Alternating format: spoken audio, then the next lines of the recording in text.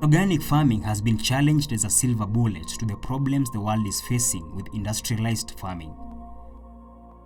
The question remains, can organic farming methods be scaled enough to feed a population?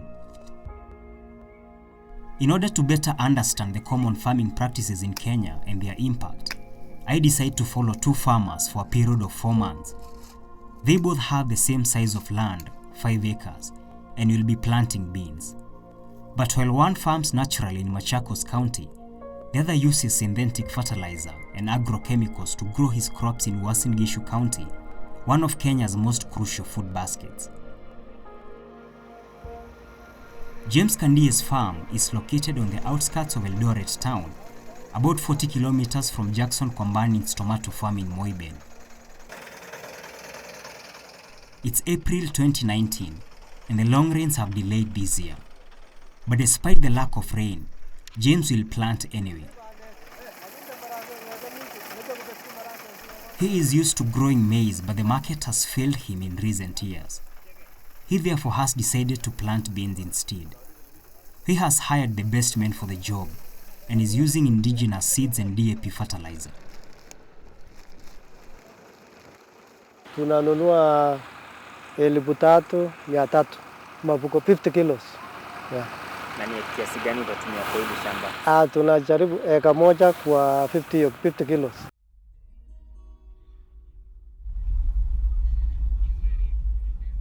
About 375 kilometers away in Machakos in Kenya's eastern region, Samuel Wadhome is also preparing to plant. He always plants manually and practices minimal tillage. This season though, he has opted to plow part of his farm to beat time.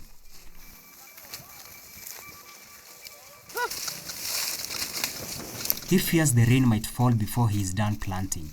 He will incur zero cost on fertilizer. He uses organic manure to maintain the fertility of his farm.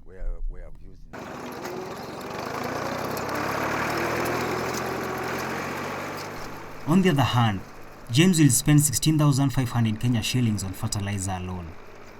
He had to dig deeper in his pocket this year after the Kenyan government announced that it will not import subsidized fertilizer for the farmers. James hopes to recover the money he spent and even make a profit after selling the produce. Hii kazi ya shamba ni 50-50.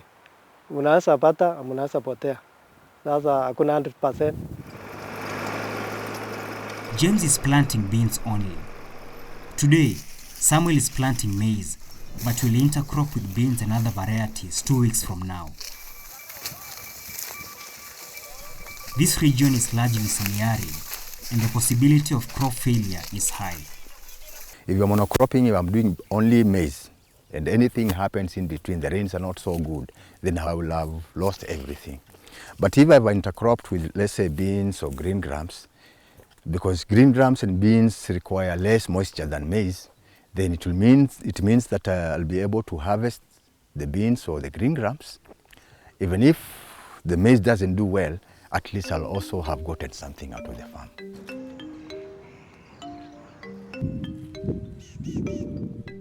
The following day, I returned to Samuel's farm just in time for the rain.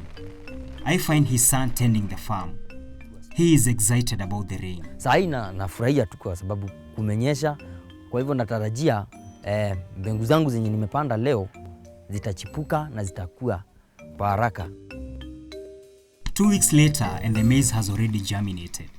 Now is the time to plant beans and I decide to lend a hand. But soon, I realized how inexperienced I am. I can't keep pace. Large numbers of seeds keep falling from my hands.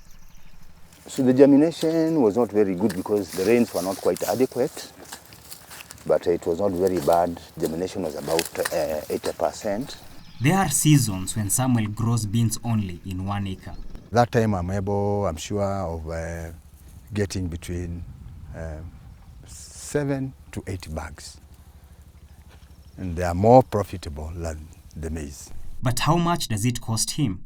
I'll require about 16 kilograms of beans and of seed at let's say 100 shillings per kilogram. because these beans are not the certified ones you get at 500 in the agrovets. And the other thing is that during the plowing, you need about 2,500 per acre if you are going to use oxen.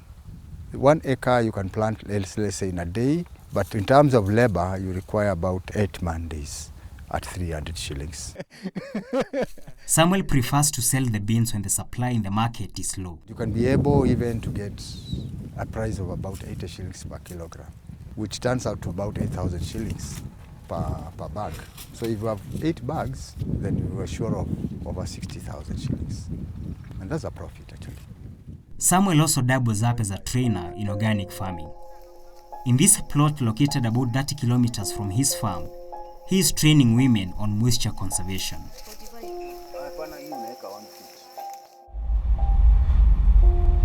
In the course of journeying with Samuel and James, I arranged to meet up with another farmer in Bungoma, Western Kenya. Priska Mayende practices both organic and industrial agriculture. Her biggest concern, though, isn't her farming technique, it's climate change. Shida tu ni mambo ya climate change. Imetuadhiri sana, hasa mimi personal. Sababu saa hii mahindi ingekuwa saa hii imeenda height ya juu. Kufika mwezi wa 7 ningekuwa najitayarisha tena kuweka second season. Kwa hivyo season yetu ya pili itachelewa. Sababu mahindi nikiangalia bado iko chini sana. Na natarajia season ya pili nipande njugu, nipande maharagwe. Na maharagwe mara nyingi tunapanda mwezi wa 7. Hiyo ndio wakati mzuri ya maharagwe kufanya vizuri. Na sasa kama mahindi bado hivi, kumaanisha tutakuwa affected. Na kumaanisha kutakuwa na njaa. Hii ni woodlot yangu, naipenda sana. Hii woodlot napenda sana sababu inafanya nikumbuke mwanzilishi wa mazingira, Mama Wangare Maathai. Nikiona ninajua ile siku alikuwa na sikwa, ndio siku nilipanda hii. Nilipanda miti 1000. Nilisema alikuwa hero. Na hakuna mwingine amewahi kusimama akatetea kama yeye. It is the people who must save the environment. It's the people who must make their leaders change. Priska has planted a woodland at the edge of her farm to mitigate the effects of climate change.